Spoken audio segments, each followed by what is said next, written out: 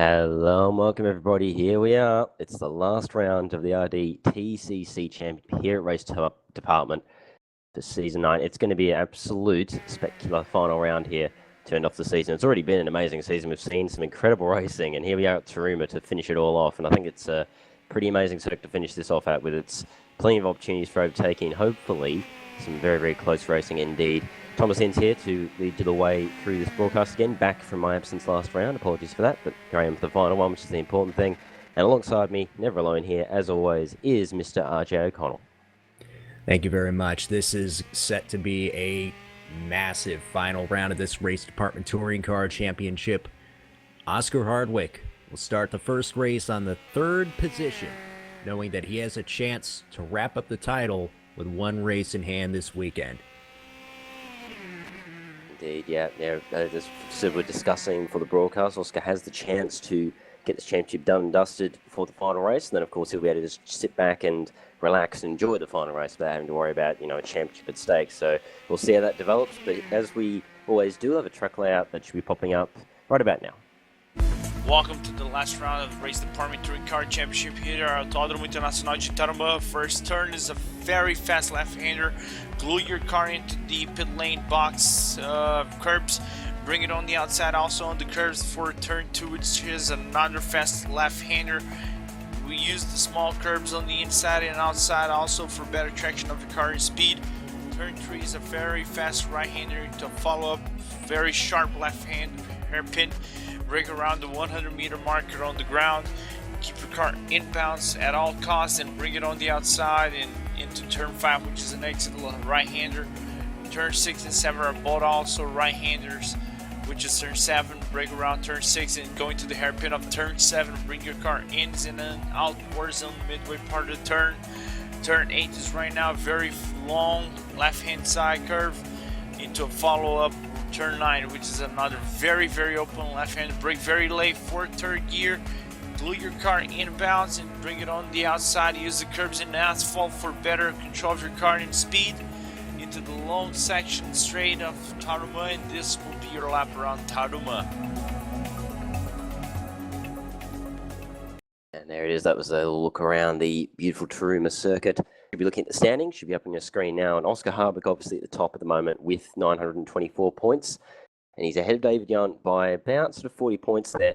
And that, as we said, that's going to be interesting to see as it develops. I think David Yunt's actually further down the field in qualifying. I think he was down in something like 18th, 19th from what I saw. So it's going to be interesting to see if maybe Oscar can seal this in the first race. The chance is there. Craig Patterson is in third for Williams GP Engineering, and he's 4 points behind David Yunt. So if David Yunt has some bad results, he may even snap up second spot there. So I want to keep an eye out for. Tobias Olsen in fourth for Ice Cold Racing, and I'm fairly sure he's not here this round. So that's a key factor there, especially in the team championship. Tero Dolberg, fifth, and it's Charles Baglow for Raptor Engineering Valkyrie in sixth. Mike Bell, seventh. Remco de Wilt in eighth. Tomas Pazzi is in ninth, and then Ben Hackerson rounds out your top 10 in the second Ice Cold Racing car. And as I was just saying, the key for Tobias Olsen not being there is Ice Cold are leading the team championship at the moment over the Fifth Dimension Smile Power Racing. And with Tobias not here, that means that only Ben can score points. And obviously we've got both Mike and I believe Anders Nielsen in the other Smile Power. They're both here. So this is possibly a chance for Smile Power to snatch the win in the constructors from Ice Cold here with Tobias's absence. So if that can happen, that'd be a really great result for that team who have sort of been seeming to come to the fore a bit in these recent rounds, RJ. It absolutely would. It's going to basically come down to a battle with Fifth Dimension, Smile Power Racing, and Mighty Fourth, because as you mentioned, Ice Cold Racing only has one car. And we know that both of the Fifth Dimension Smile Power cars and both the Mighty Fourth entries are very, very strong. So this puts the Fifth Dimension Smile Power team with Mike Bell, who's already a race winner, in position where they can take the team's championship in this final race. Also, the implications here, Tobias Olsen being out. Tara Dahlberg has been parked for this race. So there are some spots up in the top 5 in the championship for grabs. Everything is to play for in these final 2 races. And I was mentioning earlier Oscar Hardwick being in position to win this race and thus win the championship. Oscar Hardwick clinches with a win in the first race. He can clinch with a second place finish, and with David Yunt finishing third. And if Hardwick finishes third, Yunt has to finish better than 6th, or else that title is done and dusted. Now, if Yunt were to win both races, Oscar Hardwick does have to finish 15th in the first race and 16th in the second, with all results counting towards this championship. Indeed, yes, there you go. There are the little stats there of what Oscar needs to be able to secure the title. It's going to be interesting to see. As I said, I'm fairly sure I saw Yunt was pretty far down the field from what I saw in qualifying, so I think his pace was a little bit off here by the looks of it at Tarumã. So it may be interesting to see. He might not be able to challenge for that lead, especially it's going to be tough. He's 20th, that's for sure. So we're going to have to see how we go with David here at this round, because his pace is not looking too grand in terms of quality pace at this point. And Oscar was up there, as we said, near the top. So it's going to be interesting to see. An interesting thing is that on pole will be Kasper Klotich there in the Screeching Tyres motorsport. I probably stuffed up that last name completely, terribly sorry. Do try my best. But yes, he got pole in the first race here at Tarumã, which is very interesting to see. He's always been sort of around about the top 10 most of the season, but he's never really challenged for pole, but there he is on pole. So it's interesting to see. I also noticed as well, Will New, I think it was in 7th place. And he's one who's usually been sort of at the back end of the first division. So we've got some guys here who are usually a bit further down, and they've suddenly got pace here at Tarumã. So it just shows this series how it seems to be the different tracks bring out the different strengths in drives, RJ. It's a small track. A lot of these drivers have a chance. You mentioned Kawusa on pole. Anjan Kumar also taking up the outside of the front row, with Hardwick and Bell starting in the second row. It's a very short lap, and it almost drives a bit like a flat oval track with so many fast anti-clockwise corners. It's going to be a race about tire management as well, particularly protecting that right front tire from getting blistered all to pieces before the end of either one of these races. Indeed, yeah, it's exactly right. It is a very high tire track with the way the corners are. It's going to make these tyres very much hurting by the end of the race. So it'll be interesting to see how the drivers go managing those tyres. And as we mentioned before, I just thought I'd quickly mention this because I'm just looking at it now. Obviously, Mike Bell took the win for race 1 at the last round, and obviously it was Tobias Olsen for race 2 with Ben Haxon right behind him, and that was Ice Cold's double 1-2 second race. But yeah, it's interesting to see Mike finally getting that first win. Only a 10th ahead of Oscar Hardwick too. That was very, very close indeed, that was. And obviously Craig Patterson finished off the podium, and as Nielsen was in 4th. So it's going to be interesting to see, because Mike, we know has the pace, we know he has the determination. We'll have to see if that can lead to a good challenge here for the win in the first race. We'll have to see how the second race goes, because if David does finish near the back in the first race, that will mean that he'll be in a good spot for the second race. So it's going to be interesting to see what happens. You never know with the reverse grids. Anything can happen. Because we're about to go to the lights now. What are your predictions for the first race, RJ? It's going to be an absolutely critical start for Hardwick to possibly try and power from the second row with the grid up into the lead of the race. But Kawusa has the pace to contend for a win if he can get a good start from pole position. I think we may be looking at a first-time winner this season, and it's going to be very crucial for David Yunt to move his way up through the field and try and maximize those points. But he's very much up against it with basically and Hardwick said before the race, he's not taking anything for granted. He knows that he has to execute at this race in order to clinch the championship in either one of these rounds, because the possibility is still there that the championship can fall away from him, but he is in a very good position to execute according to plan. Indeed, yes, very, very good point there indeed. He's going to have to make sure he delivers here and puts the work in to complete the championship. It's not going to be a walk in the park just yet, so still got some work to do. But we're about to go to the green. We've got about 30 seconds now until we go to green. It is Kasper on pole from Kumar, then Hardwick 3rd, Bell 4th, Patterson 5th. So all the big boys are there at the front with a couple of guys we're not used to seeing up there. Anders Nielsen is in 6th there to back up his teammate if he needs to. Will New 7th, Paul Watkins for the Mighty Fourth is 8th, Mark Breslin is in 9th, and that's Javier Polanco there. 9 Grantos is in 10th. Look at all the Raptor cars also there together. Here we go. 12th. We're about to get this started. Yeah, we are. So here we go. We've got Aldi lights should be starting. We're about to go green here at Tarumã for the second last race of the season. And we're away here as they go off the line, and it is a good start by the looks of it by Casper, who's got away strongly in the lead in that screeching tyres car. Look at that, there you go, look at that, Mike Bell and Oscar Harvick straight through on Kumar. Kumar's got a bit of a tardy start, and he's dropped back to fourth already, and actually I think Patterson's going to get him as well. So down the left-hander, he's on the inside, Kumar's on the outside. It's going to be a bit difficult to hold it there. And yeah, look, he's dropped down, even Nielsen's looking threatening there, so already Kumar's down into fifth and now looking like sixth. Look at that, there goes Nielsen as well. So there, and look at this, Oscar Harvick up the inside of Casper into the sweeping left-hander. I think Bell's going to follow him too. All contact between Bell and Casper there as they exit the corner, but Oscar Harvick leads here as they head down towards the back half of the circuit. But look at that, Casper's not giving up. He's still on the inside of Mike Bell. He's going to chuck it up the inside the right-hander. Is he going to hold? He is. There you go. So Mike drops down to third. But critical there, Oscar Harvick is leading. That is critical for the championship. And I'll have a look where David Yunt is. He's down in 25th at the moment. So that is absolutely crucial in the championship right now as they head down towards the main straight to finish lap one. Yeah, Yunt initially had a very good start. He was up 3 places at one point, but it looks like now he's going to settle back down into 25th. That's that real side-by-side nature of this Tarumã track coming into play because all these drivers are really just running side-by-side. There are some multi-groove corners here. And, of course, in some places, it's only a one-groove track. But there's still plenty of time for David Yunt. But he has to be careful not to press too hard. And you see all these drivers going wide. Look at Bell on the inside. As they head into turn 4, Bell is going to go up the inside and take second place from Kawusacek. So we have a change for position up at the front. And Patterson's going with Bell. So Patterson's now up in third place. Indeed, yeah, there you go. So there we go. Patterson and Bell now get past Casper. It seems like Casper's race pace isn't quite as strong as these three. It'll just be a little bit more consistent. So that's very interesting to see. Kumar's still there in fifth. Look at this battle back here. This is back at the back end of the 10. 8th down to about, where's that? All the way down to about 13th. It's very, very close. You got Tamas is in there, you got Bonder's in there, Will News in there, Mark Breslin, Machado's in there. So you got a whole bunch of guys at the back end of the 10 having a real scrap over those last 10 positions. Kumar's gone wide as well in the last corner. That's going to possibly give Nielsen a go, although I think Nielsen's too far back. But look at this. Very, very close battles if you look through the field. Just keeps going. I'm looking all the way down in 20th. There's a big battle going on as well. So it just keeps going on as we go down. But it is still, look at this, Mike Bell and Craig Patterson. Whoop.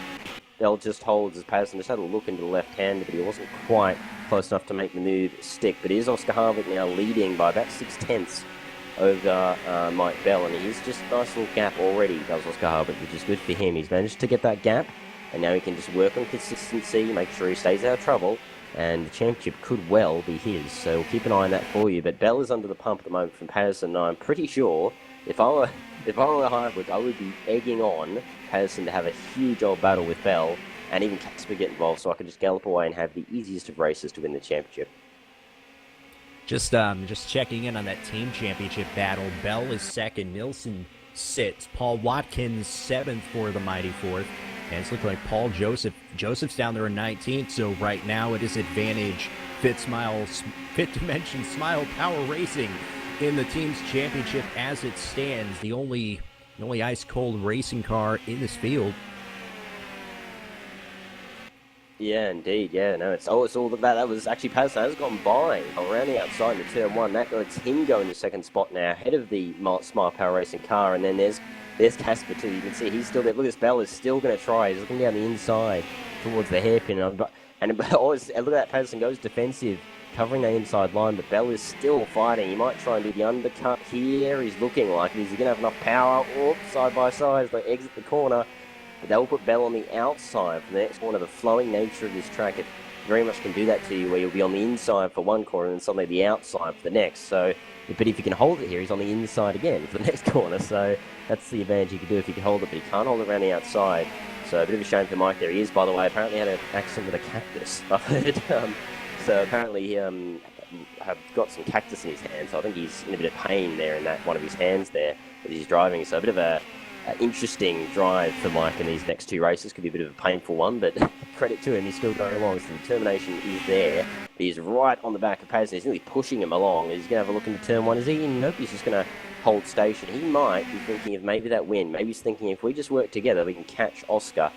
Or he's going to have a look. No, he's not. There you go. Okay, maybe he is. We'll have to see. But Oscar is now 1.4 seconds ahead, so he is slowly gapping, and the more these guys fight, the more he's going to gallop away. As I'm going to be looking back here at 6th now. Anders Nielsen under the pump from Paul Watkins there, and then there's Patsy not far behind that, and then Bonda as well. So there's a little bit of a battle back in about 6th spot. There's a four-way battle, and then Breslin's not far behind that, so it's interesting to see. As, yep, still Patterson and Bell still in formation. I suspect Bell may be trying to think of the long game, catching Harvick maybe, but we'll see how that goes. But I think the battle to watch... contact between Watkins and Pazzi. That's 7th. That was just Pazzi having a bit of contact with the rear of Watkins. They kind of crossed over there and collided in the middle, when I could tell. But that's a bit of a battle going on for 8th. Now Pazzi's on the pump from Bonda. He's heading into the final corner, but no, Bonda doesn't have a look. So it's probably one of your closer battles at the quite back end of the 10. And update on the championship hunt. David Young's 28th. He's in last. He's gone wide there, actually, on the right-hander, and he's now in last place. So Young really struggling here at Tarumã in a critical stage in his championship. And this could well be the opportunity that Harvick needs to secure that title.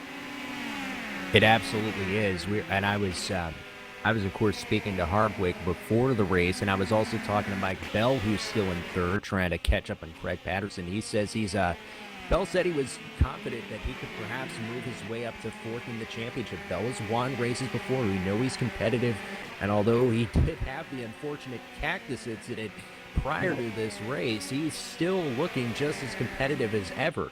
Now, as they're going through those right-handers, that is where Bell told me that the car becomes really imbalanced. Some cars, particularly this one, will suffer from that aero push, that they're going to understeer like crazy. So it's very proper to get the car slowed down in time for those corners to make sure you're not overdriving the car through those very seldomly used right-hand corners. This is very much an anti-clockwise track. As I said in the pre-race, it's much like an oval, so those right-hand corners on this circuit are really going to throw the car off balance. Look at this. Bell is going to lunge up the inside, but he's going to stay in line behind Patterson.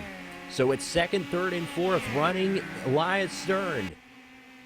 Indeed, yeah, and Anders Nielsen, by the way, I was just keeping an eye further behind. Anders Nielsen has gotten by Kumar, so now he's closing in on this battle too, so it may well be a four-way fight soon enough if Anders has the pace, and I think he does, so it's going to be interesting to see how that goes. I was just thinking before that one of the big things of the season, the infamous cactus incident, is a highlight of Season 9, perhaps. There we go, maybe a new hashtag, maybe to relate to Season 9 of RDTCC, who knows, but anyway, thinking. But yeah, it's still Oscar Harvick 2 seconds clear of Craig Patterson, who's still under the pump big time from Mark Bell. Casper's still holding on in 4th. He's not really challenging Bell and Patterson, but he's holding station there in 4th spot. Anders Nielsen, as I said, has gotten clear of Kumar, so he's slowly but surely catching on as well. And even Kumar is actually not dropping back too quickly, so they may... Kumar, Patsy, Watkins, and even Bonda might even catch up if things keep going like this. We'll have to keep an eye on that for you. And then you look back and everyone else is a bit spaced out further back. But Bell once again is giving another lunge down the inside into turn 1. Will he make it stick this time? Patterson's still holding it there. And this time he might have a shot that Patterson hasn't quite got as good of a run through turn 1 as he did last lap. And oh no, Patterson's round! Patterson's round! Oh, he's caught it. He has caught it. Huge moment in the left-hander, but he managed to catch it. But he does drop back to 4th and actually 5th now as Nielsen is going to go down the inside. Big moment there from Patterson. I'll go back and see if I can have a look what happened there. I suspect it was on the grass. I'm going to suspect he got a rear wheel on the grass, and the car just went loose into the corner, and that's what caused the incident, RJ. It is amazing how Patterson saved that. It's amazing how these drivers were able to save these front-wheel drive touring cars from a spin. Patterson does lose out in that battle for 2nd, so he's down there in 5th now, trying to catch up to Anders Nielsen and get back into that fight. That was a huge, huge moment for Patterson, who still has something on the line here. Perhaps a chance to elevate his way into 2nd in the championship. He's still in a good spot with David Young well down the order in this race. I wouldn't be surprised if he had an incident early on. So Young's down there, 33 seconds adrift of the leaders. Hardwick still piling on the pace. He's up nearly 3 seconds on Mike Bell. Harvick is just doing exactly what he needs to do right now. He's just got the pace, just being consistent, not doing anything crazy, just making sure he does enough to win race and be in the perfect spot to take the title. And here we go. Look at this Patterson, by the way, coming back at Anders Nielsen as he tries to recover up the instant. Nielsen tries to defend, but Patterson's already stuck the nose up the inside, so we can't just cut across on him. So Patterson's going to look down the inside as they go through the hairpin. But we've already seen with Bell, that now puts Patterson on the outside for the double right-hander. So, yeah, he doesn't quite hold it. So it's going to be Nielsen who's going to hold fourth. Look at this. Look at this. Kumar and Watkins and Patsy have all gone to the back of this now. So now it's a 5-way fight, even 6-way because Bonds is there too. So 6-way fight for fourth spot. So it's going to be quite an interesting battle to see if they can become a really huge battle pack as they go along.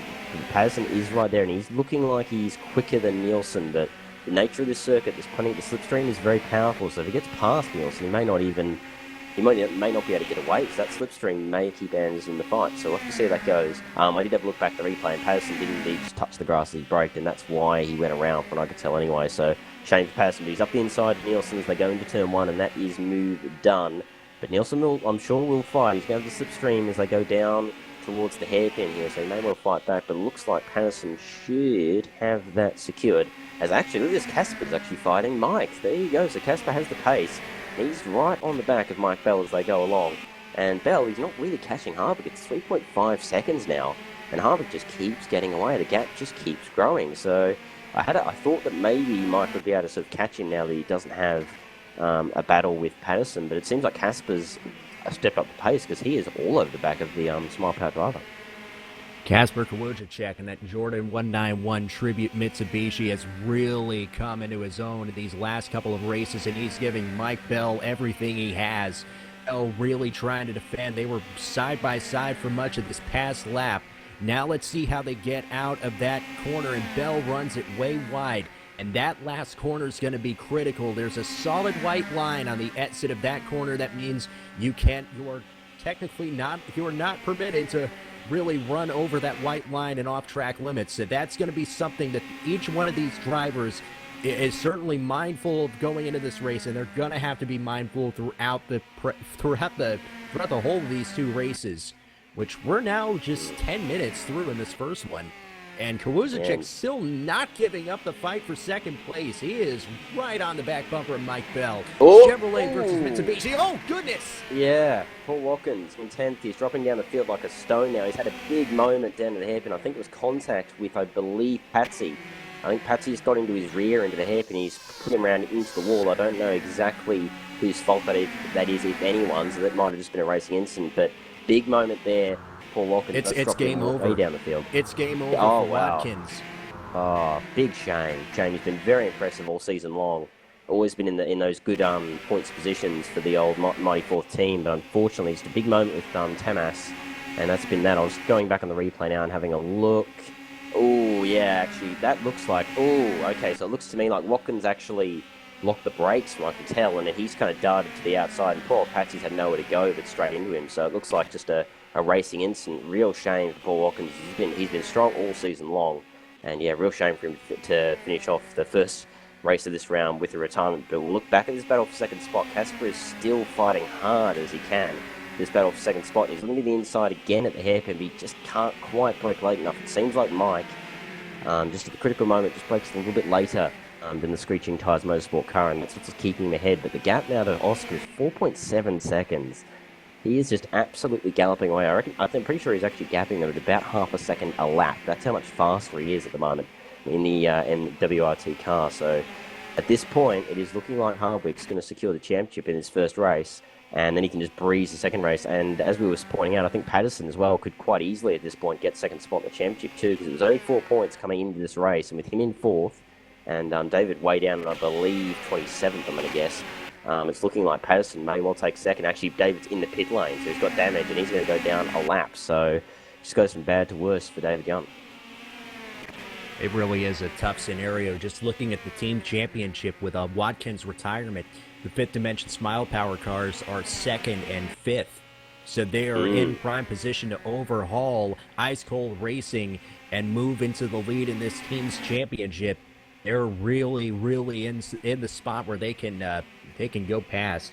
We're about half distance here. Oscar Hardwick is in a race of his own. He's up nearly 5 seconds as his closest pursuers, Mike Bell and Kasper Kawujacek, are in a spirited fight for second. And as they're battling it out, Craig Patterson has led a group of cars going back to, I believe, ninth place Mark Breland. They're right in the thick of this. And if any one of those drivers further down in that pack of cars is really trying to protect their tires early on in this race, I think they may be able to challenge for second by the long run, because you know, with how Kawujicek and how Bell are really going at it, they've got to be putting those cars and those tires under stress. Bell's looking inside. He's looking outside. Is he going to try and set up a move on the outside? No. Kawujicek is second, but Bell is going to try and cut under him. Oh, this is really tense stuff. Yeah, no, I was just thinking Casper, I think, actually got past Bell in the second half of that lap, so that's why Casper switched around. But look at that, Bell straight back down the inside, and even Patterson's having a look too. Surely they're not going to go 3 wide down the hairpin. Bell's defending all the way to the inside, so Patterson couldn't go down the inside. But look at this, look further back. Kumar around the outside of Anders Nielsen.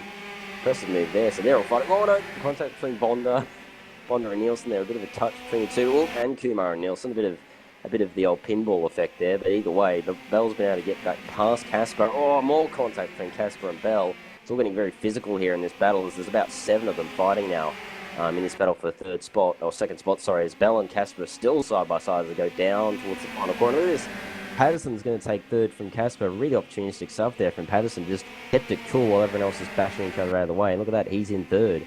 The Williams GP engineering team, so great stuff for him. And meanwhile, Oscar Harvick, 6.5 seconds. It's going to be more now as they cross the line. I'm going to reckon about 7 seconds maybe. Let's have a look as they cross the line. Like nearly 3 wide. Look at this! Oh, so close. That was very, very close to disaster there.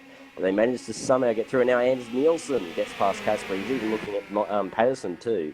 So all this fighting is just helping out Patterson and Bell as much as they can, because they're just taking advantage of everyone else being very physical. And Bell's actually got a little bit of a buffer now over Patterson, so hopefully for his sake he can just sort of pull away as everyone else battles. As further back there in about 5th spot, they're all fighting very hard. Bonda and Patsy are side by side as they go around the hairpin, but this battle is very, very intense indeed. This is really heating up. This is sim racing at its finest. You see these drivers and they're racing so close together. They're racing hard, and yet they're racing fair. And these cars can take a punch. They certainly can. We know the touring cars are known for this style of full contact racing. It's a lot cleaner than we've seen in some races past, but it is no less exciting for sure. Bell in second place, Patterson in third.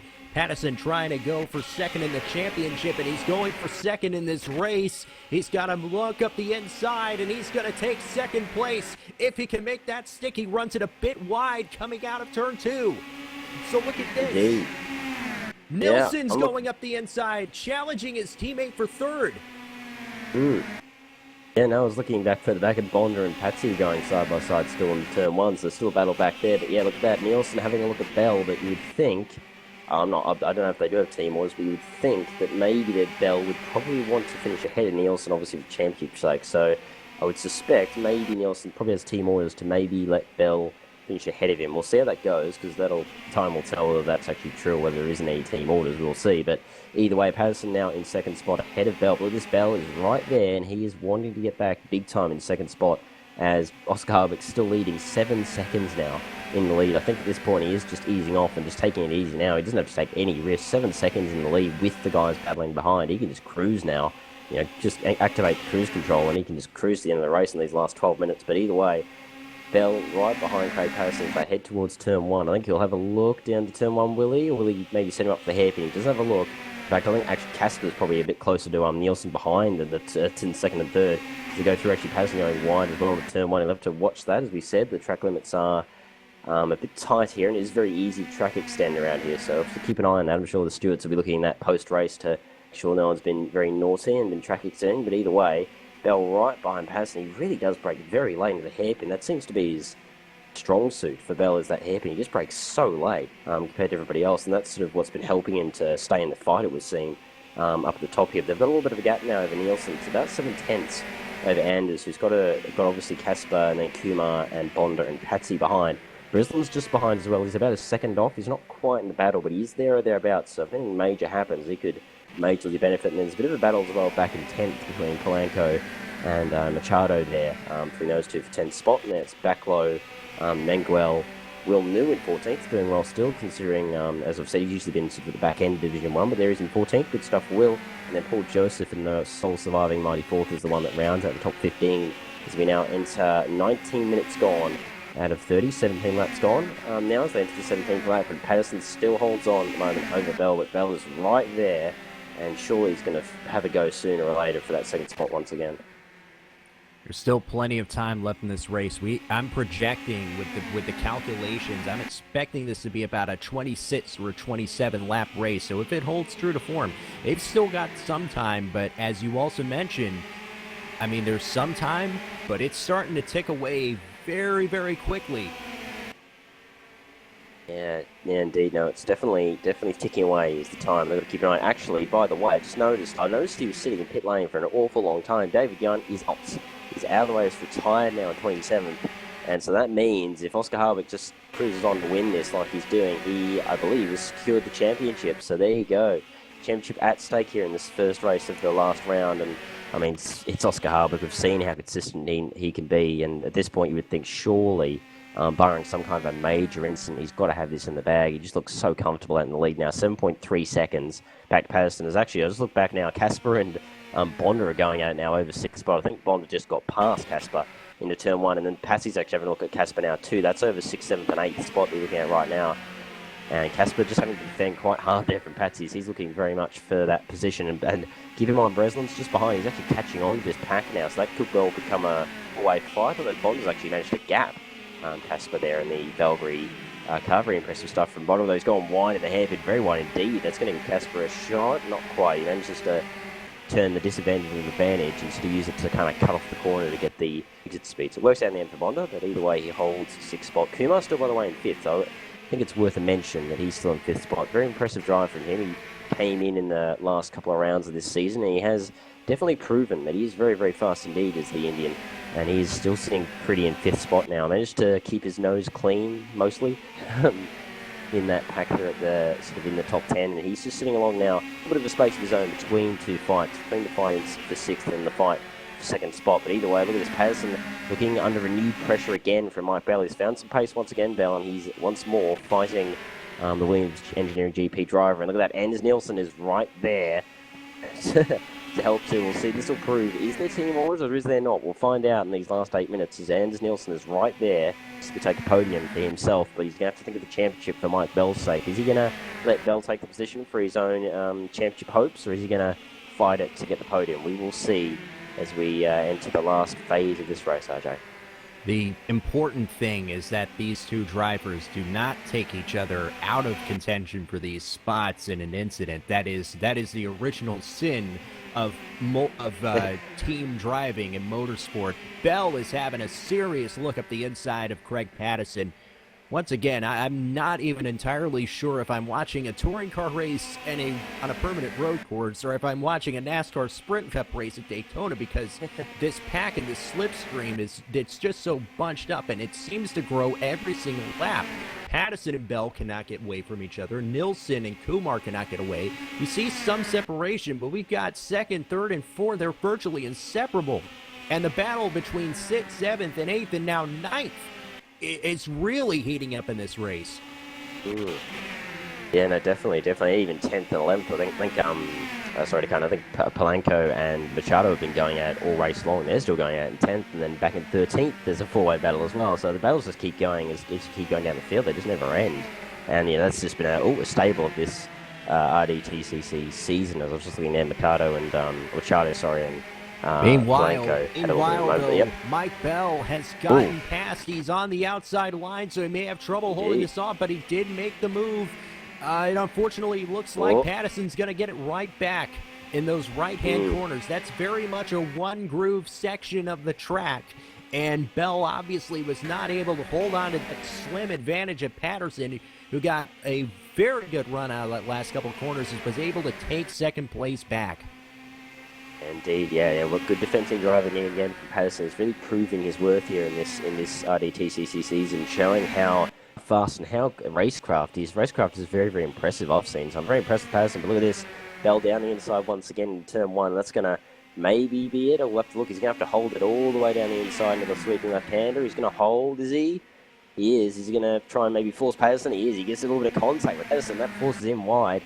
It's going to give Nielsen now a chance as well to go down the inside. A bit of forceful racing there from Mike, but I guess fair enough. It is touring car racing, as we said. It's it's not contact-free, as we've seen many a times over history in the touring car series. But Nielsen there, look at this, he's looking like he may even get past him as well, will he? He leaves him room, very respectful stuff from Nielsen, leaves him some nice room, and that may end up costing him, I think, because I think Patterson's going to get him back down the inside, will he? Oh, no, Nielsen holds it. Good stuff there from Nielsen, breaks very late, is able to take that position, so he now takes third. Smile Power, second and third place, very strong for them. And now Patterson fourth. Look at this, Kumar in fifth is on the back of that pack. He's held on, so even Kumar may challenge for podium as they go through the final corner. Now he's going to have a look down the inside. Oh, and Patterson sticks the nose down. Patterson closes the door, and he holds on to fourth for the time being. But Mike Bell now has second. You would think that Nielsen will probably just hold station and be a bit of a rear gunner for him. We'll see how that develops. Either way, Patterson now under the pump from Kumar for fourth. And then it's a bit of a gap back to Casper in that battle for seventh between Bonda, Breslin, and Patsy. As Mike Bell is in second now, 8.5 seconds the gap to Oscar Harvick. Just been in cruise mode, I think, in the last sort of 10 minutes of this race. Just got that lead, got away from the pack, and he's just been having an absolute dream race, really, for him in this second last race of the season. Kumar, they're having a look down the inside of Patterson to the hairpin, but he wasn't able to make it stick. But he's looking very promising. He's the young Indian. I think he sniffs the podium here in this first race of the last round, so I'm sure he'll be very keen to take a podium. Considering, as we've said already, late entrance into the series, he very much has impressed as the young Indian. Either way, Mike Bell continues to hold second spot from his teammate as Nielsen. Patterson's right there and looking to get back onto the podium is the British driver, or the English driver, as he's looking around the outside of Nielsen in the final corner. There's no way you'll make that stick, surely. And yeah, he sticks back into the slipstream as they head down the main straight. But very, very close indeed to these guys in this battle for second, and even Casper. It looks like he could be there if these guys start getting very, very physical and very close to this. Patterson down the inside of Nielsen into turn one. Oh, very close, and Nielsen just holds on there as they go through turn one. It's interesting to see that, isn't it, RJ? That into turn one, if you can hold it right around the outside, you can actually be faster than down the inside if you can get the right line. Right, absolutely. There's a lot of grip in that first corner, and that of course is on the opposite side. That's one of those trouble spots for those tires, because you're going at it basically flat out through that first corner. So you have to be very mindful of what that's doing, and you have to be mindful of how the car's set up as you tackle this whole track.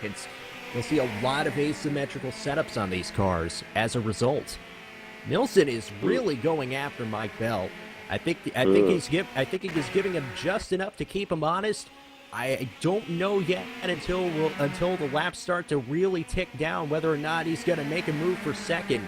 These drivers are really now in a spot where they're comfortable racing around each other in close quarters, and I think this is the point where they may start to take some more risks. How far they're willing to go in this first race of two in the weekend with so much at stake from the championships, that remains to be seen.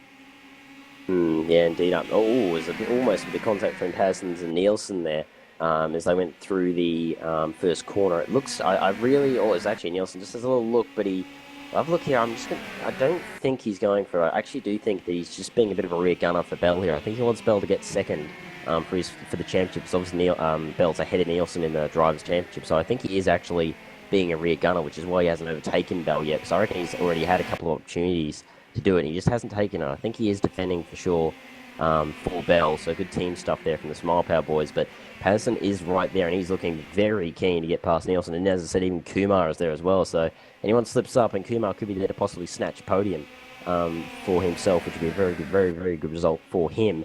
But either way, we've only got 2 minutes to go now, so we think probably 2 laps to go. I'd say 2 or 3 laps to go, and Oscar Harvick is leading by 8.6 seconds at the moment. Absolutely flying has been Oscar Harvick. And look at this, Nielsen's right behind Bell. He's almost pushing him along. This will be the proof. Does he ever look down the inside? He doesn't, yeah. So I think Nielsen definitely is just rear gunnering for Bell at the moment. He's not wanting to challenge his teammate, just wants to take the points, get the podium, and then get the big points for Smile Power in the team championship, which is very important for them, of course, with Ice Cold out. Actually, they have neither drivers here, I noticed before. Ben Hackerson is near either, so Ice Cold is scoring no points at all. And with Smile Power in second and third, then they are in prime spot. The leading the team championship is Kumar. They're having a little bit of a look down the inside of Patterson. I could almost see that crossing over and ending in tears, but Kumar managed just to not have contact. And he has a little look down the inside of Patterson, but again, he's going to be on the outside for this double right-hander. And you would think that Patterson should be able to hold that down the inside, and indeed he does. So there you go. So Interesting to see. Very interesting corner that is, or section, because if you don't get the move done in the hairpin, you can just defend down the inside the double right-hander, which we've already seen a multitude of times, RJ, here in this first race. The laps are starting to tick down. I believe this is going to be the penultimate lap for Oscar Hardwick. So. 26 laps done. Can the Magenta World Racing Team Ford Focus? This is it. This next lap is the final one. We're on the final lap for Oscar Hardwick as there is a heated battle for second place. Championship could very well be decided here at this moment. Hardwick's got to negotiate the lap traffic. He has done a masterful job all season. He has been a landmark of consistency in this championship, going for his third victory, and more importantly, the chance to clinch the 9th championship of the Race Department Touring Car Championship. Indeed, yeah, he's just been, Oscar Hardwick's just shown his class here in this 9th season of RDTCC. Been just an absolute masterclass in sim racing prowess, really, and consistency and racecraft and really the lot. As here he comes round the final corner now, 8 seconds clear. Then a very cruisy race for Oscar Hardwick, and he's going to cross the line now to take the championship here for Season 9 of RDTCC. Very well done to the MWRT driver. Very, very impressive performance from Oscar Hardwick. There he goes across the line. A fantastic win for him, his 3rd win of the season. And more importantly, the championship should be secured. Excuse me if my voice is being a little bit dry there at the end of this race. Mike Bell, excuse me, takes second for Smile Power Racing. Very impressive stuff from him, considering the cactus incident, which I'm sure will be an infamous incident of Season 9. I'm going to foresee that. So, well done to Bell. I'm sure in quite a bit of pain there to get that second spot. Good stuff from him. Hans Nielsen, as we've said, in 3rd spot for the second Smile Power Racing. Good recovery drive from him. He was down about 7th or 8th at the start of that race, and he managed to come through to be fighting for second by the end. So great stuff for Nielsen. Good drive indeed. Kumar as well, Niraja Kumar in 4th. Very impressive drive as well from the young Indian, yet more showing his pace and racecraft for him in his late entrance into the series. Casper there did hold on to 5th spot there, collegiate, so good stuff from him to be 6th spot. Well done for Screeching Towers. Mark Breslin ended up 6th there. Very impressive stuff from him. So obviously a bit of a switching happened further back that we didn't see. So he managed to get 6th. Thomas Pazzi got 7th. Lorenzo Bonda got 9th. 8th, sorry. Craig Patterson only got 9th in the end for the GP Engineering. So obviously there was some kind of incident that happened there in the last couple of laps that we didn't see, which is why he dropped down to 9th. But either way, that still should be enough points for him to take second in the championship. So second for the moment. We'll have to see how the second race goes, because David Yunt has every chance to take that back. We'll have to see how that goes. But either way, he's in the prime position now, is Patterson, to take second spot. And then Machado ended up winning that battle with Polanco there, and he gets 10th from Polanco. There's Baglow there in 12th. Paul Joseph in 13th, and sole surviving of the primary Mighty Fourth drivers, obviously Breslin being the sister team. Will New ended up 14th, so impressive stuff from him. And then Tobias Ronard there managed to get 15th for the Rapper Engineering Valkyrie team. So there you go. So there's the top 15 results for you with, as we said, Oscar Hardwick taking the win. And if your math was correct there, RJ, that should be the championship. And what an impressive championship win it has been. He's just been consistent, been fast, it's just pretty much everything you really need in a championship winner. He has been, hasn't he? He absolutely has. He's one of the brightest young stars in sim racing today. He's got aspirations of working in motorsport. A great young man and a deserving champion this season, and he still has one more race to make a strong showing at the very, very end of this. And Mike Bell as well, driving injured, finishing second, and helping his team into prime position to take the team's championship. Fifth Dimension Smile Power Racing with Anders Nielsen. Anders Nielsen rounding out the podium. A great showing from Kumar and Kalujicek, who had always had the pace, but had struggled to find luck at times. Well, now they've both got top 5 finishes. And Craig Patterson, despite falling down to 9th place in the last lap, he's still in a position where he can take second in this championship. But with this race, too, with the retirement with David Yunt, that's going to put him on the front row in the second race. And Yunt still looking for his first win of this season. Indeed, yeah. So you can see if he can to the first place. As always, as you guys would be used to by now, we're straight into the second race. We don't mess around here. at the RDTCC. Whoops, I think I pressed the wrong button there. So it will be Paul Watkins who will be on pole for the Mighty Fourth, as he was the first retirement. And David Yunt should be in second spot. So as we said, David Yunt in prime position to possibly take back second spot from Craig Patterson, with Oscar Harvick tying up the championship now. It'll be a nice fun race for him. But here we go, last race of Season 9 of RDTCC. It's been an amazing season, and I'm sure we'll finish on a very high note indeed. As here we go, the lights should be counting down to the start, and we are away here for the final race of the season, and it looks like a pretty even start at the front with, looks like Paul Watkins did a very nice start. He's managed to jump nicely ahead of David Yunt. Actually, David Yunt's under the pump from Andrew Harper as they go through the first corner, but David's on the inside, so he should theoretically be able to hold that down the inside as they head through turn 2. Ooh, a bit of a loose rear end there from David Yunt. As I said, he did say he didn't think he was going to be too strong here, and so far it has sort of been showing, I'm afraid, for the THR driver. But either way, Paul Watkins now leads. They go down towards the hairpin with David Yunt in second, Andrew Harper third, Sergio Mangold, who, by the way, ran out of fuel in the last race, I noticed in the results, so a bit of a shame for him. He's now in fourth spot from Roy Magnus. There in fifth, the two RMI motorsport cars with Ollie Marius Marivol there. Sorry if I may butcher that name. He's in sixth as he actually goes down the inside of his teammate there, fifth spot. So a bit of a battle between teammates. Why not? It's the last race of the season. Let's have a bit of a fun time. John Golder there in seventh. We've seen him multiple times up in the top few in the reverse grids. That sort of seems to be his specialty. So he's up in seventh spot with Adrian there in the sports car driving Evolution team. He's in eighth. Sven Arne Anderson is in ninth, and that's John Francis Champagne in 10th. And as we look back further, I'm just going to see that it's Oscar Harvick is already in 19th spot already. So he's already made up a good 10 spots, also about 8 spots in the first lap. So looking like an impressive start here for him, RJ. Patterson was also shot out of a cannon at the start, but it seemed like he got stopped behind Charles Baggio. He's up in his 16th now. Wow. So as expected, the front runners really finding their way through the field. Interesting, though, that Mike Bell has only moved up to 26 at this point, so he's having a little bit of trouble progressing through the field as quickly as some of the other, traditional front runners in this race. It is getting really, really hectic in the midfield as a lot of the faster drivers are jockeying for position on what is the shortest track of the calendar. Whoa, goodness. Yeah, sorry, just saw that. But your Golden nearly spun in front of the whole field. He managed to catch it.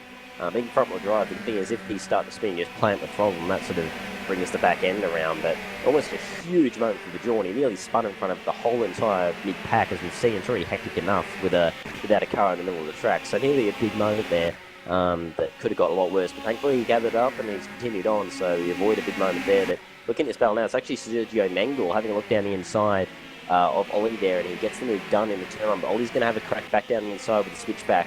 Led through to turn 2 in that very colourful and very bright pink car there. It's all gone wrong. It's all gone off. Hardwick history. Several cars. Passy is involved in this.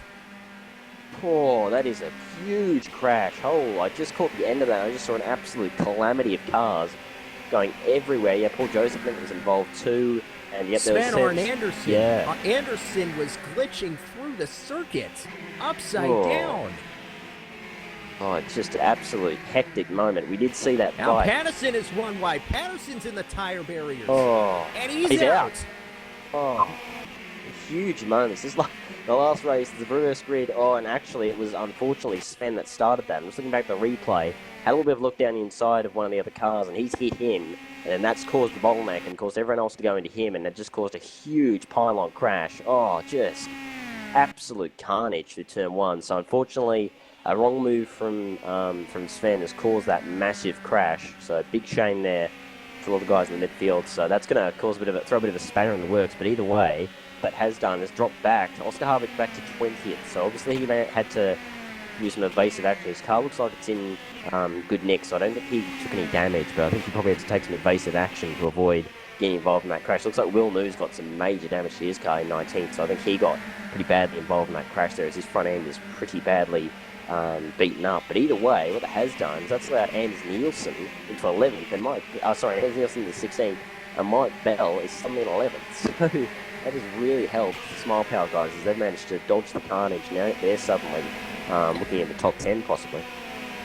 Mike Bell was very patient. I remarked that he hadn't made that much progress to the field, but just hanging back there put him in a position where he avoids the carnage for the most part, and he's right on the back of Tobias Reuner, that black and red Raptor Engineering Mitsubishi, for a top 10 spot.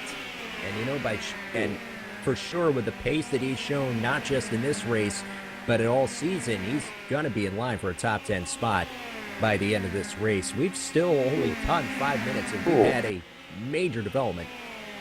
Oh yeah, it's been a hectic start, as we always seem to get with these reverse grids. When you reverse the entire field, it does tend to happen. There are differing paces, obviously, between drivers, which can cause some incidents. But I think that's probably the biggest crash of the season, I reckon. So if we've ended on a pile up for sure. So there you go. Those of you who like to see the big pile ups, there you go. That's the mandatory pile up for the season. Undusted. So we got that in. But I'm actually looking at this battle for third spot. It's quite close indeed between Marius and Mengwal there. That's in third spot. The RMI Motorsports driver in the XR Team GSC.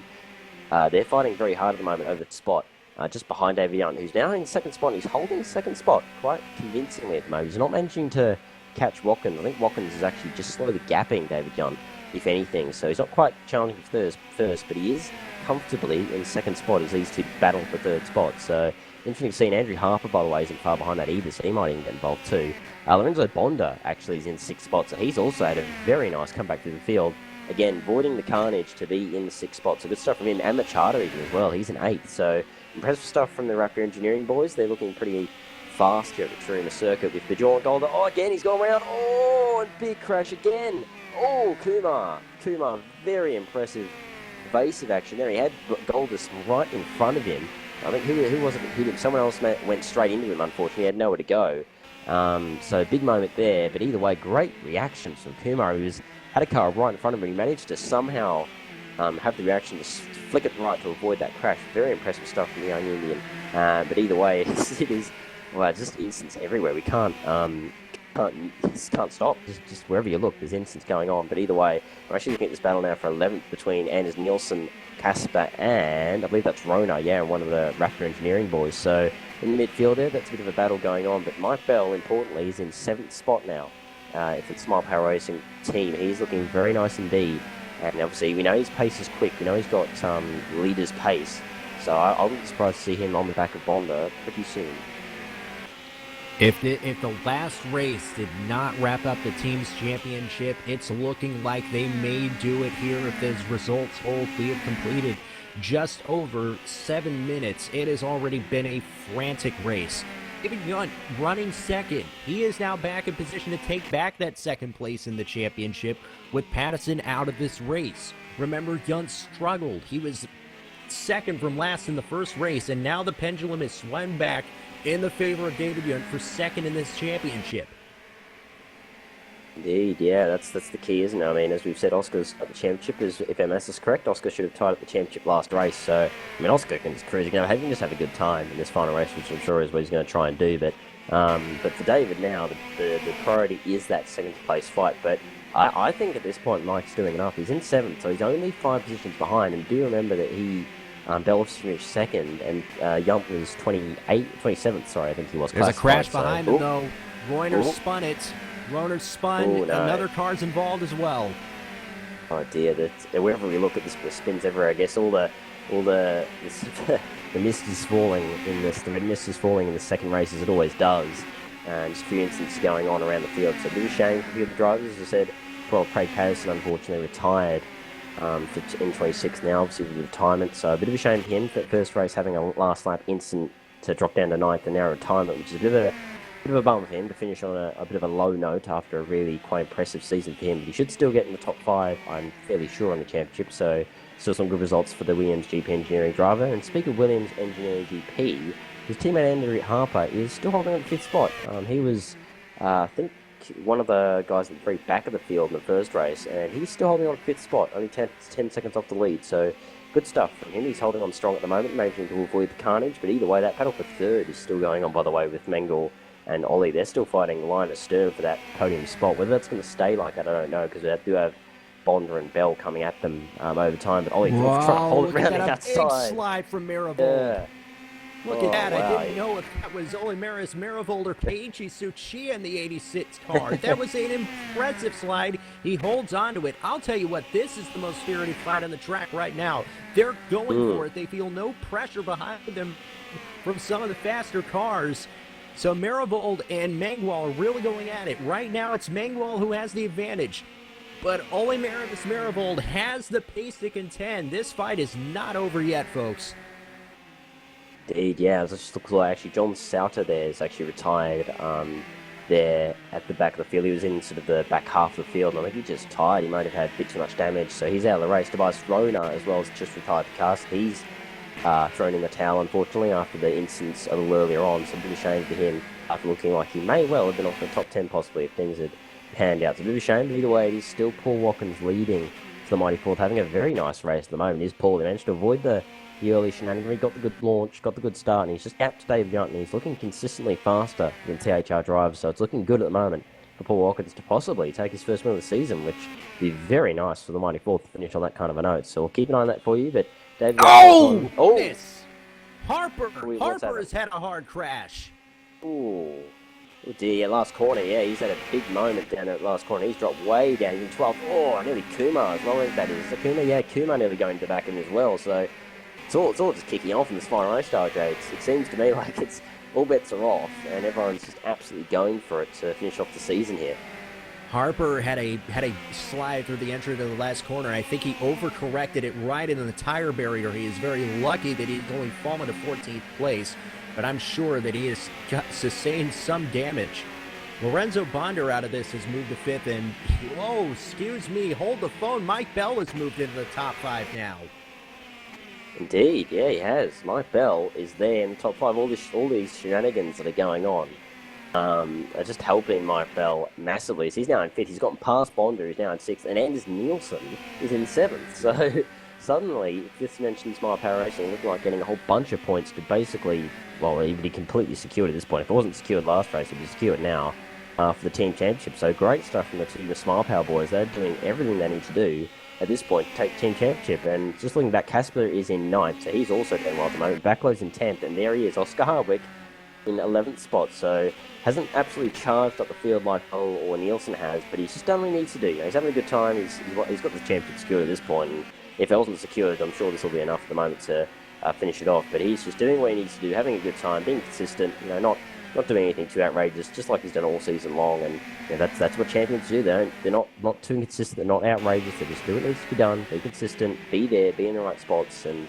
you know, push when you need to push. Defend when you need to defend.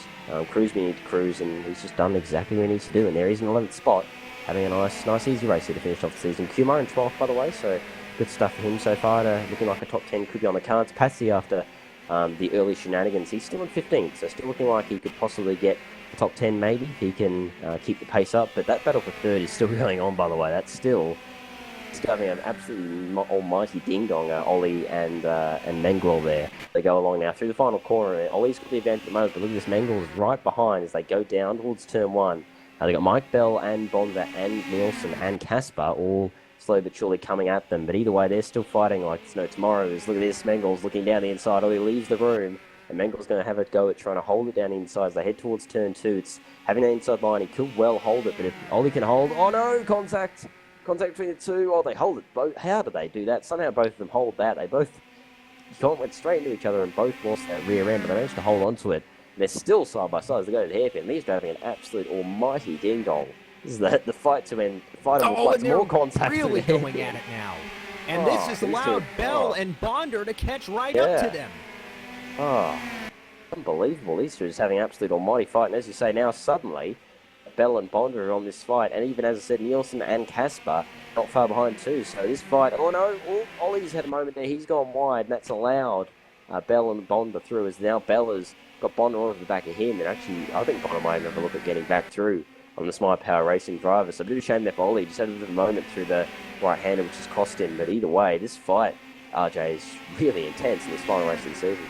Marivold and Mengwal were going at it so difficult, so hard, and Marivold just had a tough. There was some contact. He fell down to 6. But you never want to take out a car that's got a pink Yoshi shooting out a rainbow cannon from its mouth in a fight. And Marigold's still holding on to the very tail end of this field. Although it is, wow, look at this. Oh, nearly 3 wide for third place. Meanwhile is really coming under pressure. Bell is going to have a look up the inside, but he uses his discretion there. Waits until the exit of the corner to power through. And if he can hold the maneuver, yes, he does. Bell into third place. Yeah, great stuff there from Bell. Really smart racing there. Just waited for him to get the better exit, and there he was down the inside. So really smart racing from Bell. He now takes third. It's a bit of a gap, or it's a bit of a gap, I say. It's about 9 seconds up to David Young. David Young and Paul Watkins, by the way, we probably haven't seen much of them because they've just been cruising at the front. They've just gotten away, avoided all the carnage, and they're cruising at the moment. But Watkins about 2.5. Let's have a look now. The updated gap. Yep, 2.5 seconds back to David Young. And then we've got this big old battle for third. Which is really holding him up quite a lot. So it's looking like Watkins and Dave Young may well just have a nice cruisy last half of this race. Look at this, Mengle is not giving up. Credit to him, he's going to fight here as Bell having to defend around the outside, and Mengle's still there. He's holding it on the inside. This is very impressive stuff here from Mengle. You wouldn't think he'd have the pace to fight him, but he is very much fighting Bell absolutely tooth and nail. He will not give up. Bonda's there as well. He has a look around the outside. He nearly makes the wide again. So it's Mengle down the inside. Will he be able to hold it? Bell, we've seen. He breaks very late in his hairpin. And, he has. The contact nearly spin. Bell manages to hold it in the end. But Mengle is just absolutely going for it. He's not giving up. And I guess kudos to him. He's in the chance for a podium here. One which I assume is his first of the season if he can hold. But look at this. Here we go. Bonda down the inside. He's managed to now get Mengle after a little bit of contact with Bell to compromise his exit. So Bonda through now into fourth. And look at that. Look who's just behind. It is the Yoshi man. Ollie is there to continue the fight with Mengle. It seems like these two are just destined to fight all race long as they're back together once again. And keep an eye out there. Look who's just behind as well. Anders Nielsen and Casper there right behind. And they may well actually have a say in this podium fight too if they all start fighting again. And also just there, look at that, Oscar Hardwick in 9th. So he's also right there to take advantage if these guys start having a big old ding-dong up ahead. This has been a very spirited fight throughout the midfield. And now look at these drivers. You see Bell up there in 3rd. Nilsson, who just got passed, but he's still up there in the top 10. Hardwick in 9th. You see the front runners. They fought their way through the field. And for Hardwick, it wasn't an easy trek back because he was involved in the incident earlier on in the race. Look at a lot of tire smoke coming from that battle for 3rd place. Still Mike Bell in charge of that, but Lorenzo Bonder is right on the back bumper. It is Chevrolet versus Mitsubishi, and we've got a car off. It's Anders Nilsson. Nilsson's got up the bank. He's lost several positions. He's going to continue on.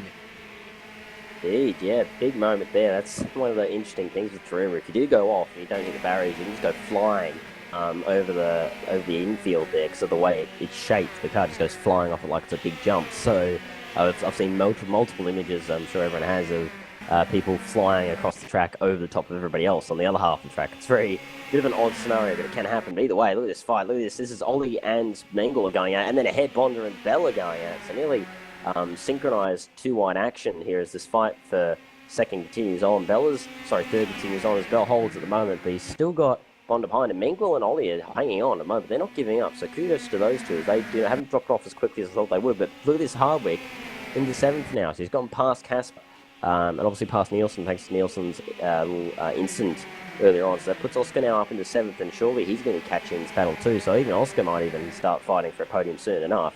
So great drive from Oscar. It's very patient, very level-headed drive, I would say, in this last race. Just avoided the carnage, and there he is at the moment in the prime spot to possibly battle for a top 5 soon enough. But either way, Bell holds for the time being, but Bonda is right there. Now, as I said, Mengle and Ollie are not giving up without a fight. They're actually holding on, which just goes to them. I thought they'd drop off the back pretty quickly, but they are there. Good little bit of update on the other guys further back. Kumar's actually managed to get past Nielsen. That's for 11th. So good stuff from the young Indian there. He's now in 11th spot. And he's obviously come back from starting at the rear, near the rear in the reverse grid format. Pazzi is in 14th. He's catching Paul Joseph now after having a few incidents early on. But look at this. Here's Oscar Hardwick having to defend from Casper. Yep, that's probably the closest fight. He manages to hold it down the inside into turn 1. And it's interesting to see because look at the Seago's Baglow. He's actually on the back of this now too. He's almost having a look getting past Casper too. And then you've got Polanco there. He's not far behind that either. So fight's for you look, RJ. It's how it's been all season long. Javier Polanco, a driver we haven't seen much of on these broadcasts. He's quietly and consistently having a very solid weekend. Yeah, indeed, no, very true. He got 11th in the first race, and he's looking like he may well get a top 10 here in the second race if all goes well. So you're right, very consistent race, very consistent results from Javier. So great stuff indeed for Polanco. So he'll be hoping he can avoid carnage and get another top 10. So it'll be a great way to finish the season for him in that 900 Grando's car. Very, very good looking livery, I will have to say. A very nice looking car, that Ford Focus of his in that livery, I would say.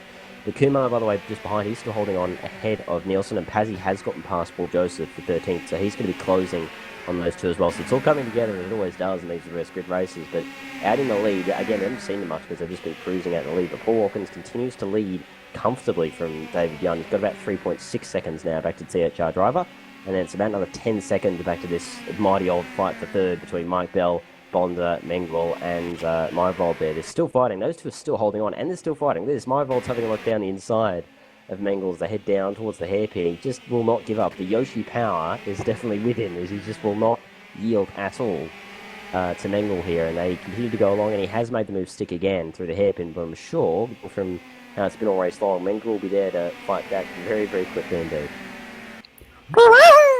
Terrible to the top 5 positions. Look at that. This has been a spirited fight all the way through this race. Bell still controlling. Watkins still controlling this race. The gap's now up to just over 4 seconds. So he's slowly been opening up about 3 tenths a second every lap. See the gap now. It's stabilized. It's just at about 4 seconds. Excuse me, there's about 10 minutes left to go in this race, and with it the season. A lot of these drivers, they've driven like they've had nothing to lose so far. That's why we've had so many incidents, but we're still on pace for an outstanding finish, particularly in this battle for third place. Lorenzo Bonder staying with Mike Bell as if he were a shadow. Ooh. Yeah, indeed. I was looking back at 7th there. A bit of contact between Casper and Hardwick there. I think Casper made a move back past Hardwick and nearly bit of a moment, but thankfully they kept it together. As we've seen already, these cars you can end up being almost half sideways and just plant the throttle because of their front wheel drive. They just snap around on you, and you can correct a mistake, obviously being front wheel drive cars. So that 5-7 is pretty intense, by the way, too, with Casper, Hardwick and Backlow as they try to catch on the back of this fight. You would think soon enough they should be able to catch Mengel and Myvold there. You would think, but we've already seen that these two are actually still holding off the back of Bell and Bonda, so maybe not. We'll have to see those. Look at this. Bonda is right behind Mike Bell here as they go through the final corner. You'd think surely the Air Rapid Engineering Phoenix car will have a look. He would dearly love a podium, I'm sure, with Lorenzo. I know that he would absolutely love a podium and finish off the season, but as would Mike Bell, so it's going to be very interesting to see who wins that fight. But yes, I just checked in. It would be, if Paul Watkins can hold it here for the last 8 minutes, it would be his first win of the season, so very, very nice if he can complete the season with a win. I'm sure he'll be extremely happy with that. And it just shows, once again, if you just avoid the carnage, be nice and consistent, you can end up reaping in the rewards we've seen in both races with Hardwick and Watkins. But look at this Bonda having a look again around the outside of Mike Bell. He's no real room there. Bell defends nicely, and as we've seen, Bell is very nice on the brakes in the hairpin, which has really helped him in keeping ahead of guys in battles he's had throughout the races here at the Tarumã circuit. I'm just looking back through Kumar in 10th now. He's managed to, I think, get past Anders Nielsen again, so he's now in 10th with Nielsen 11th. Polanco is in 12th with Patsy there in 13th, and he's closing in on that 3-way fight as well, so he'll, I'm sure, make that a 4-way fight very, very soon. We only have, by the way, 23 cars left with 4 retirements in this race. Pretty relatively high casualty rate for these cars. We've already seen they could take an absolute beating. And yeah, just the major crash we had in a few other instances of, unfortunately, made a few retirements have to retire their cars. A bit of a shame for them. But either way, this fight for third is still going on, RJ. And I tell you what, it could be either Bond or Bell. It really is just a matter of who's going to fight harder. It really could be. Bonder has had some good looks, but Bell driving very defensively. We've mentioned this throughout the broadcast. He's driving injured. He's driving hurt thanks to the infamous cactus incident. But he's not giving up the fight just yet. But Lorenzo Bonder is not either, and he's looking left, he's looking right, he's looking any way he can to try and power his way past into third place here in the final race at Tarumã. Yeah, he's having a look all over the place. He's really trying to get whatever gap he can, but just Balance is driving so well. He's placing exactly where he needs to place the car to be able to defend. He's just doing exactly what needs to be done right now for this mile-powered team. to defend that position. That would be a great result for him if he can finish on a podium. With Nielsen 11th, that's another big bag load of points for the Smile Power team, which would definitely secure the team championship if it wasn't secured already.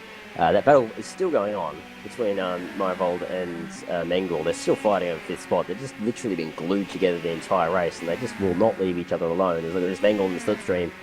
Myvold defends the inside, but Mengel just goes, I don't really care if you defend. I'm going to have a go anyway down the inside, but he unfortunately can't make the move stick, and Myvold holds for the time being. Oh, Caspus there just getting a bit caught on the inside curb of turn 1. He drops down to 9th now in the Screeching Tyres car there, as he just caught the inside curb and nearly spun it. It was actually a good job to hold it as they go along. But Oscar Harvick in 7th, he's slowly but surely catching Myvold and Mengel there, so I'm pretty sure I wouldn't be surprised if he is fighting them soon for that 5th spot. It'll be interesting to see if he can finish on top 5. Look at this Bonder, it's right behind Mike Bell. He just can't find a way through. Bell is just defending too well, RJ. Just defense from him has been absolutely, it's been just amazing in his final race. He's absolutely coming to his own in the last few rounds. He won in the most recent round before this, and Bell showing what he's really capable. We have 5 minutes left to go in this race, and with it the season. Folks, and just as a reminder, next season for the Race Department Touring Car Championship will be a big step up because they're going to use the Super V8s. Very familiar cars, especially if you're an Australian motorsport fan. They are essentially the V8 supercars, so it's going to be a big jump in power, and it should still provide some great racing in the season to come. But we're not through with Season 9 just yet. 5 more minutes to go. We've got about 5 laps left in this race. Paul Watkins has done a masterful job, and it looks like he's going to sign off the season with a victory. He's now opened that gap to just over 5.5 seconds. David Young's still solidly in 2nd. Bell and Bonder continue to go at it. They've gapped Marivold and Mengwal, who've been battling for 5th now for the last several laps. And Oscar Hardwick seems to put some distance on Kolojicek. Baccio is 9th. He snuck up there into the top 10. And Anders Nilsson, despite the off earlier, he's still in 10th. And look at this, in 11th, Kumar and Polanco going side by side through what is typically not the best place to pass, but they've got it done anyway. Yeah, but Polanco just going, well, it's not a typical overtaking chance, but I'm going to do it anyway, because why not? We may as well in the final races. Oh, Kumar just chucks it down the inside. Oh, contact between the two. Ended in tears between those two. That's a bit of a shame. Polanco's gone wide. He's managed to hold it together, and actually, I was kind of expecting, where is he? Is he kept on? Oh, where is he gone? I've lost him. There he is, Kumar. Yep, so Kumar, credit to him. He waited for Polanco to go back past, so good stuff there. Nice sportsman like racing, but what that has done is allow Pazzi to go through, and suddenly he finds himself in 11th. So that race has gone, thank you very much, guys, and I'll just casually take an 11th and power away. So cheers for that. But yeah, you're right, Anders Nielsen, despite the instance, is still in 10th, so still a solid result for him. Looks to be on the cards as we go along. Just looking back at that fight, it is still Bell holding. He's still managing to hold on from Bonder at the moment, and that battle between Myvold and Mengel is still happening. They're fighting literally all race, and look at this Myvold down the inside. Oh, contact between the two. Hardwick, by the way, is on the back of this, so now Hardwick is having a look at trying to get through into the top 5. We'll have a look how that goes. Look at this, he's now right behind these two to give them make it a 3-way fight, and even as I say, Casper and Baclo are not far behind either. As look at this, Myvold down the inside again in the last corner. He makes the move stick, but Mengel again is not giving up. Oh, he's gone wide. Ooh, into the wall. Oh, big hit there with Hardwick, but somehow they both managed to keep together. Nearly a huge crash out of the last corner, but either way, that's Hardwick into 6th. And he goes down the inside of Myvold for 5th. So great stuff there from Hardwick. Very opportunistic driving, but Myvold's not going to give up, as he's proven all race long. He has a look down the inside, but you would think Hardwick should have the pace to just start slowly gapping the RMI Motorsports driver. So there you go. Look at that behind now. Suddenly Mengel under the pump from Casper there for 7th spot. But we're about into the last couple of minutes now. We should only have about probably 1 or 2 laps to go. It is Paul Hawkins leading by 5 seconds over David Young. With Mike Bell still holding from Lorenzo Bonder. Very, very impressive drive from him to finish off the season. But 2 minutes to go, RJ. Has been a spectacular race, to say the least, to finish the season. We're counting it down here. It's been spectacular. It's had its incidents for sure, but the racing has still been stellar. And you look inside the top 5, you see 2 drivers who've been the part of the class of this field all season long. Mike Bell, despite some setbacks, Oscar Hardwick now the champion. They're in the top 5. And for Paul Watkins, this is going to be a chance to sign out the season with a victory. Lorenzo Bonder with a strong performance to close out the season, and he is still not giving up the fight for that final podium position. He's looking for a way past Mike Bell, and Mike Bell is not giving him an opportunity past him. So it has been a very, very good fight for position. Hardwick still ahead in 5th, but Marivold, he's looking up the inside. Ole Marius Marivold is not giving up this fight for 5th. Look at this. The Yoshi car passed the defending champion, the new champion for 5th place. Wow, yeah, just the power of Yoshi is with him right now. It sure is, to get past the new world champion, new champion of the RDTCC. So stuff from Ollie, he's still there. He's still only 15 seconds off the lead. So great stuff from him, and great stuff from Sergio too. He's in a very heated fight with Casper and Backlow, but either way, they've just Paul Watkins has just crossed the line. The time has gone out. We are now on the final lap of the race, and Paul Watkins it's just been really just a very cruisy race for him. He's got the jump early. Whoa! Bonder's through in a third, but can he hold it? Can he hold it, though? On the outside. Surely not round the outside, will he? Oh, Bell's got the inside, but he's still going to try. Bonder is absolutely great for it here, but fair enough. Final lap of the season, you may as well throw all of your tokens at it, because this is the last chance to get that podium. Bell defends the inside again. Go through the hairpin. Will Bonder? No, he's going to probably try and get the exit, will he? Yep, he's going to go for the switchback, but with that, he's put his car right where he needs to put it. Defend again, so it's going to be interesting to see if Bonder can do it. I'm still trying to keep an eye on the leader too, but either way, let's just keep an eye on this battle as they go through the double right-hander. It's not really an overtaking chance. Bonder has a bit of a look, but he just can't do it. Look at this. Here goes Paul Watkins as he enters the final corner.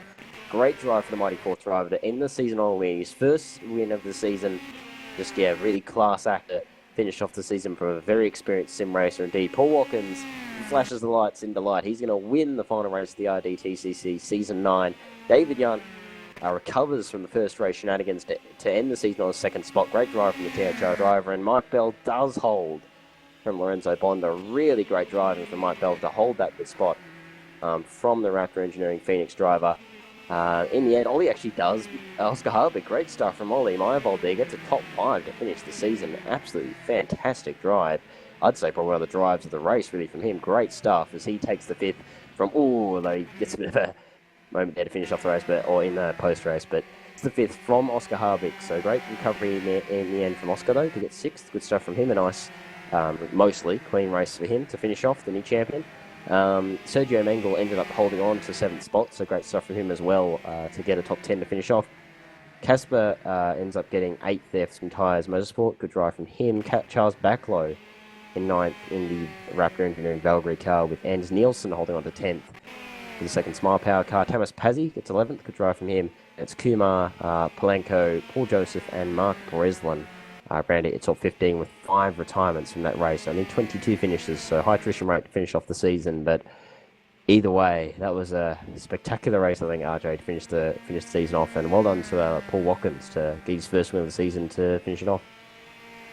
Paul Watkins making his way into his pit stall, ready to escape his Mitsubishi Lancer and celebrate as the winner of the final race of the season.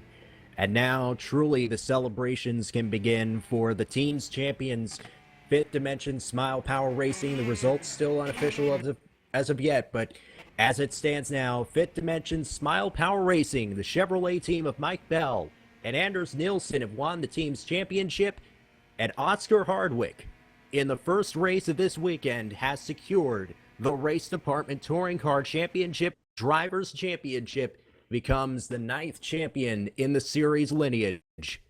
And it is a great lineage of sim racers past and present he joins with this championship. Indeed, yes, and timing. He just enters the room now for an interview.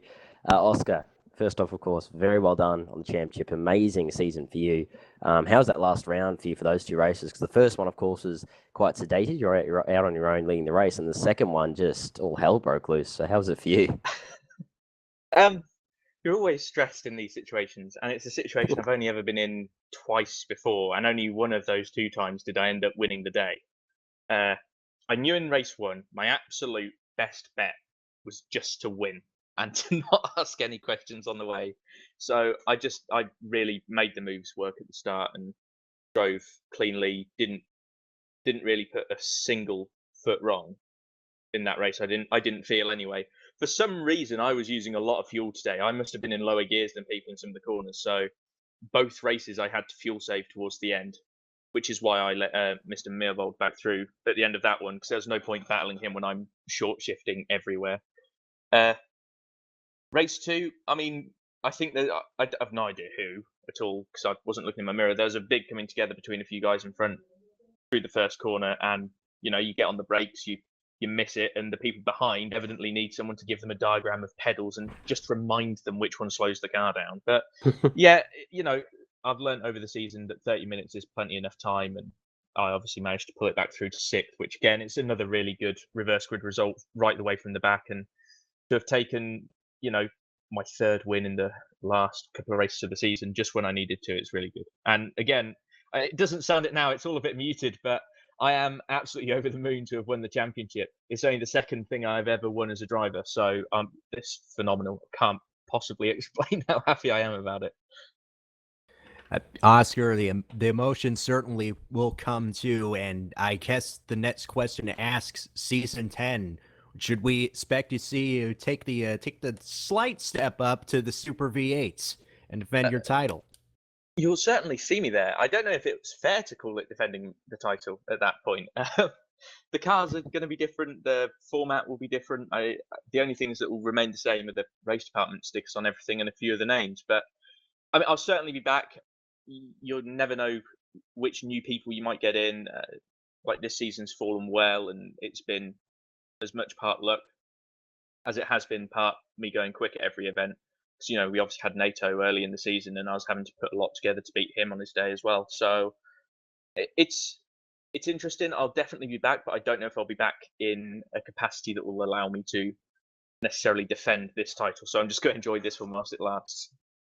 Yeah, fair enough there, Oscar. Fair enough. But I guess just looking back at this season, what was your highlight of the season that's gone out of all the races? Because from my view, all of them were just so much action. But for you personally, what was your favourite race? I think it would be unfair to say anything other than race 1 at Gurpore, where Craig Patterson took his first win. That was the best example of racing that this championship has shown on the broadcast. And nothing really has come close. There's been lots of other close battles, but there was never another battle that had that amount of respect between drivers that was happening right at the front of the race. So that one for me sticks out. But then obviously the last 2 rounds today and having it all in my head, knowing exactly what I had to do to win the championship, it's a lot of pressure going in, and it's excellent coming out the other side and being able to go, I'm on that same list of names with all of the other people that have won RDTCC through the years. And it's a big list of names to be on. It's a good championship to win. Well, Oscar, thank you so much. Thank you so much for your time. Look forward to seeing you back next season. Now, if we will turn it over to Mike Bell, part of the Team Champions Fifth Dimension Smile Power Racing Team. Mike, congratulations on securing the team's championship for your team. It had been a hard-fought couple of races for you, surely, with the injuries that you sustained before the start of this race. Yeah, it was. Well, when the races actually got going, the adrenaline took over. It didn't really feel too much. I'm feeling it now, but yeah, what a roller coaster of a day. Gone from dropping a cactus on my hand, or having a cactus dropped on my hand, to ending the day as a champion. What better end is there?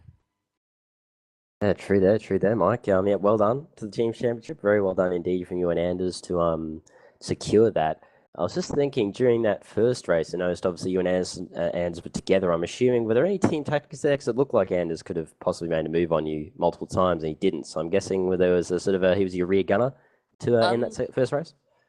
There was nothing said, but he was just pushing me along. I guess maybe because I have a shot at fighting for a single-digit overall championship position. Maybe he was giving me the points, but he just pushed me along. I was making mistake after mistake after mistake towards the end of the first race and losing a lot of time. But thankfully it was Anders behind me, or else I think I would have got mugged. But yeah, it's kind of a similar story with Lorenzo in that second race. So that if they weren't pushing me along, I'd have probably got mugged. because after about the halfway point, it's just like, like it's still going. It's been such a hard race. But yeah, it was crazy. Yeah, indeed. No, very true, very true. RJ, you want to finish one more question for Mike to finish off? Yes, basically the same question as I asked Oscar. Season 10, the step up to the Super V8 category. Should we expect to see you competing for victories next year? Next season, I might add. Well, it is next year. Me personally, I'm not sure. Like, there's other people that are better than me in a V8, but it's not outside of the realms of possibility, and the team will definitely be returning, and we're going to be aiming to keep hold of the team's championship. So, yeah, trying to bring a bit of a bigger fifth dimension small power racing outfit than just myself and Anders. So keep an eye out for possibly a second and third team as well. Indeed, yeah, no, very true. Well done on Team Championship. Celebrate it, I'm sure you will, and hopefully you'll recover from the injury as soon as possible. The infamous cactus incident, which I am banking is going to be one of the main highlights of Season 9. But anyway, thank you very much for coming in, Mike, after the interview. Thanks. All right, and one more person here to finish off the interviews from after a great second race for him in that battle for the podium is Lorenzo Bonda. Tell you what, that was, as I've said to Oscar and Mike, as we've said multiple times throughout the broadcast, that was crazy, that second race. But how was it for you there, as you were right in that fight for third spot, but you just couldn't quite get past Mike, it would seem, there to take the podium? Yeah, my initial idea during this second race, when Mike passed me, I was like, let's push Mike because I think we can get to David Young in the second race, but the time kept ticking down, and but 2 minutes I was like, let's give it a try. I'm already in fourth. I'm all good. I'm happy. My best place, like in a championship ever. So keep pushing. Let's see if we can pass Mike, and let's see what the best is gonna happen. That was really a great drive in certainly one of the best. Just as I asked the last two drivers, while we're moving from the Brazilian realm to more of the Australian realm, do you have plans to race in Season 10 of the Super V8s? Season 10 with the Super V8s, I'm not going to be in driving. I'm probably going to be here in the commentating booth, most likely. Those cars are too beastly for me, but I believe my team is going to be there. We're going to meet after the race, I believe, and discuss the proper roster and possible entries for this league. But I'm very excited. They are beastly cars. I want to see some good close contact racing. Indeed, yeah, and just to finish off, I just noticed in the last few rounds, you guys seem to really sort of come to the fore in the latter stages of this championship. How was the ninth season of RDTCC for you from a team owner's perspective?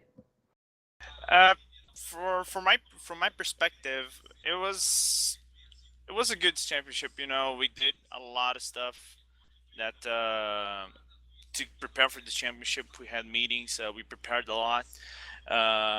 Kudos to the other teams. We also brought two teams, single teams as well. The organization was pretty much amazing. And this I say as also a staff member. You guys and Ram, Davey, you both, RJ and Tom and Hinsey, you guys did an amazing job broadcasting, organizing, and else. And I'm looking forward to Season 10, and I believe Season 9 is one of the best, if not the best the best championship I ever raced on or took a part of. Yeah, well, thank you very much, Lorenzo. Thank you, and thank you for handling the team and for racing, and thanks for the Hinsey using the nickname too. I always like hearing the nickname used, but yes, so well done on the results, and yeah, good luck to your team for the next season if you guys do decide to join. All right, so that pretty much wraps us up for Season 9. There we go. Feels like just yesterday we were starting up the season. We thought, all these teams that could challenge, all these drivers that could challenge, but here we are at the end. It's the end of the road for Season 9, and we move on to the big old V8s next year. I know I'm looking forward to it. Obviously, being Aussie, I've got to love them, really. It's just part of the culture, really, here. So what about you, RJ? I mean, that season was just something else, really, entirely, wasn't it?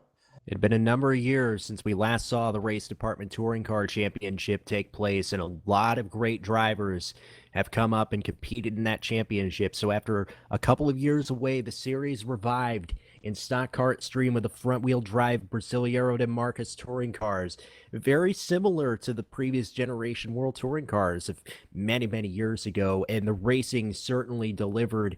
There was a bit of there were some moments of particularly poor discretion at some points in the season, but for the most part, the great racing shined through. The great drivers shined through with their class, and in the end, we had Fifth Dimension Smile Power Racing, Nilsson and Bell come through and win the team's championship, and Oscar Hardwick, the 9th champion in the history of the Race Department Touring Car Championship. It's been an absolute pleasure to get to be able to call this series from mostly start to finish, and I cannot wait until the start of Season 10, because that will really be a huge step up. It's never had these high-powered rear-wheel drive touring cars be a fixture in the Race Department Touring Car Championship as of yet, but they will be in Season 10 starting this January. It's going to be something, that's for sure. Yeah, indeed. No, I think that's very, very true indeed. I'm very much looking forward to them to go to Season 10, obviously being the V8s, obviously a big fan of them, and their racing. They always produce just incredible racing, and they're such a unique car, of course, as well. The way they are, they're just very, very slidey indeed, just absolute beasts of cars. So it's going to be interesting to see who can handle them, because just handling them, let alone being fast in them, is a challenge in and of itself. But I agree, it's been an absolutely spectacular season. Very well done to Smile Power and Oscar Hardwick for the 2 championships there. Yeah, just absolutely spectacular. We've had everything. We've had the big crashes. We had a big pile up there in the last race of the season. We've had heaps of just spectacular battles, numerous winners in both Division 1 and 2. So it's been just, yeah, it's been definitely one of the best seasons I've seen of sim racing just anywhere. And I think definitely for RDTCC, it's probably one of the best, if not the best, as Lorenzo pointed out before. So thank you very much to, of course, all the staff members who made it possible for this to run as smoothly as it did. Big thank you to Davey Van de Ven on the cameras, as always, just legendary stuff. Amazing work from him. And also, of course, big thank you to RJ to be alongside me throughout the season. It's been absolute joy to commentate with him. And I'm also hugely keen for Season 10. It should be an absolute blast. But that is it for us for Season 9 of RDTCC. We hope you enjoyed it as much, if not more, than we did. And we will hopefully see you soon for the 10th season of the RDTCC. So until then, guys, we'll see you next time, and goodbye.